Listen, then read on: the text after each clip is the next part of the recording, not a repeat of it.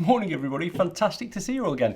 I'm in my studio, I've not been in here for a long time. I'm having just a week off from doing the counties, photographing every county in England series. There's going to be a new one of those next Sunday. I'm still editing that. So I thought I would share some woodland mistakes that I've made in the past when I'm doing woodland photography, because we're coming into autumn. It's an amazing time of year.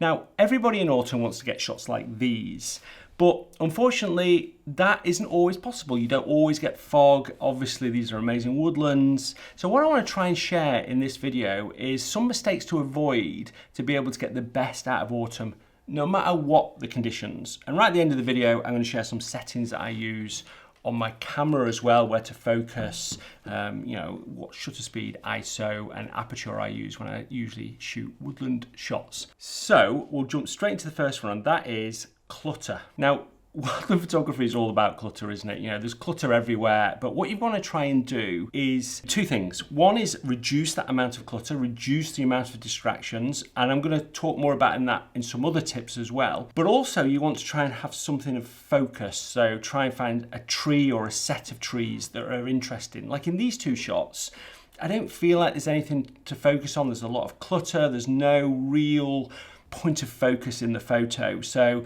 your eye sort of goes to the trees at either side and then just sort of disappears into the middle of it. Whereas in this shot here, it's a little bit better, but there's a little bit of clutter. So you can see these first two trees in the middle of the image here. Well, I say the first two, the back two trees in the middle of the image are quite interesting, and I wanted, when I originally shot this, to surround them with the other trees, but the reality is, and that's usually the case with any type of photography, simple is usually better. And if I just zoom in and crop vertically in this shot, you can see that I get a much simpler image. And that's what you're trying to do. In woodland, you're trying to find a character, a tree that's really interesting to photograph, and then do it in a simple way as possible. I can't stress that enough. It's so important to be able to do really simple shots. So here's two examples. I've got these two oak trees, and I've just tried to simplify it as much as possible. No distractions at the edges, and your eye goes through the image to this oak tree in the background. There's not particularly amazing conditions here, but it ends up in quite a strong composition. And the other one is this shot here. It was a little bit foggy in the woodland, but there's quite a lot going on. I was walking through just with my phone, this was taken with a phone, and I saw this one tree that was quite different to all the other trees. And that actually created, in the end, quite a simple composition of just this one tree in the foreground and the other trees in the background, which takes me on to the next tip, and that is just avoiding distracting backgrounds. It's the most important thing, I think, in woodland photography. Of all the tips, I think the background that you shoot into is so important, whether that's a path leading into, just the distance, or whether it's some woodland behind the woodland you're shooting, or just trying to avoid the sky, which is important. And I'm going to just devote a whole tip to that, or a whole mistake to that, because I think it's something that you can do incorrectly or correctly all the time with regards to the sky. And here's another example where the trees just aren't quite touching, but there's a gap in the middle, and that small gap really stands out. So you've really got to think about trying to get rid of that and move left or right. So important in woodland photography, just to try and get separated trees, like this shot here, where all the trees are really nicely separated.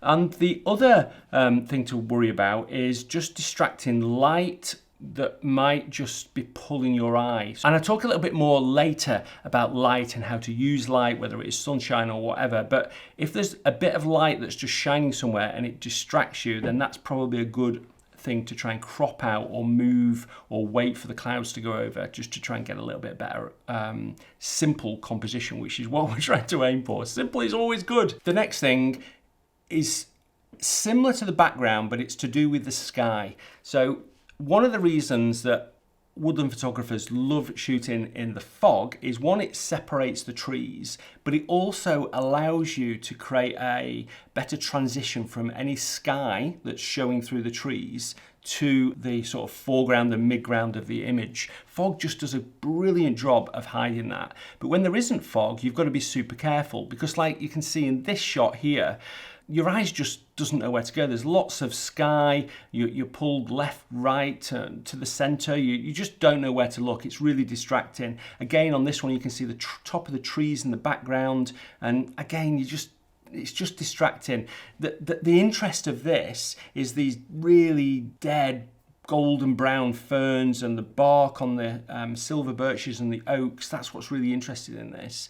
Another example is this one here. This is a shot that I took another time when it was a little bit foggy and allowed me to just sort of get rid of this sky. I'd zoomed in a little bit as well, but you can see the difference when it's got some sky in the top left corner here, and then wise, which is one of my favorite images of this particular tree, when there is no sky in the image or the sky is disguised by fog. A great way of getting rid of sky in your images is to shoot on a bank or shoot through some trees and behind them there's a hill or something like that. So just try and think about the woodlands where you might be able to shoot into a bank or across a valley where there's some woodlands behind, and that can work really well. Like this shot that I took when I was down in Devon with Neil Burnell shooting these amazing woodlands, which is coming out in a couple of weeks, how I took this shot. Okay, the next one is shooting in the wrong light. Well, do you know what? There's not a wrong light. There's ways to use light correctly and incorrectly, but I don't think there's a wrong light. Everybody wants fog. You can get amazing shots like this when you've got fog. But if you don't have fog, then the next best thing I think is rain. If it's raining, then you get that real great atmosphere. This is a shot that I took in really heavy rain, and I just adjusted the shutter speed so you can just see the rain going through it as well. And I think that looks really interesting.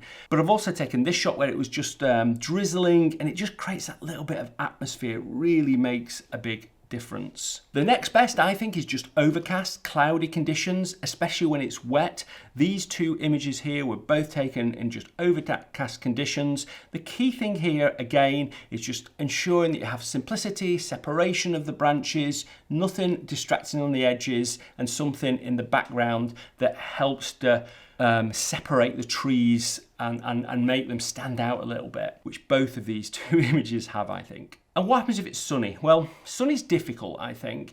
In the morning, if you get some morning sun, especially if you get some fog, then you can get some amazing rays like this image here. But the majority of the time, when it's sunny, it's like blue sky. You maybe go out in the middle of the day, and you can get shots, I think. You've got to avoid shooting when the sun's coming into the woodland, especially when the sun's behind you. If the sun's in front of you, a little bit better. If the sun's lower and in front of you, a lot better.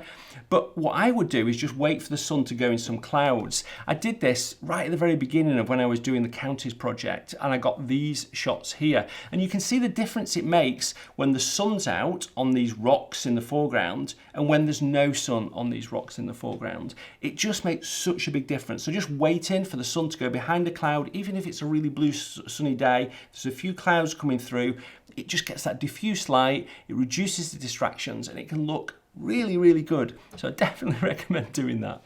Okay, the final thing is height. Height is so important in woodlands. So don't just put your camera on the tripod, stick it at about this height.